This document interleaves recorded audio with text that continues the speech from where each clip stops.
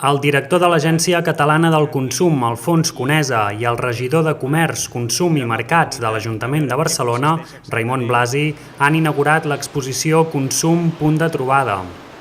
Aquesta mostra, que es pot visitar al centre comercial L'Illa Diagonal de Barcelona del 10 al 21 de juliol, mostra a les persones consumidores quins són els seus drets i deures i vol promoure un consum responsable i reflexiu.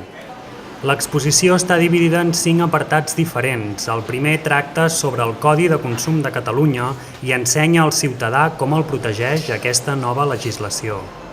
Un altre eix bàsic de la mostra és el que fa referència als drets i deures tant de persones com d'empreses, ja que l'agència considera que és un punt fonamental en les relacions de consum. A banda, també es dona importància a la formació i la informació al ciutadà i es fa referència a la seguretat dels productes i a conceptes com el consum reflexiu i crític. En aquest sentit, s'ha expressat el director de l'Agència Catalana del Consum, Alfons Conesa, que ha remarcat la necessitat de consumir de forma responsable i sostenible. Amb aquesta reflexió a l'hora del consum farà que en gaudim i a la vegada farem un pas més per la sostenibilitat, com dèiem, personal, la sostenibilitat familiar, de país i també del planeta.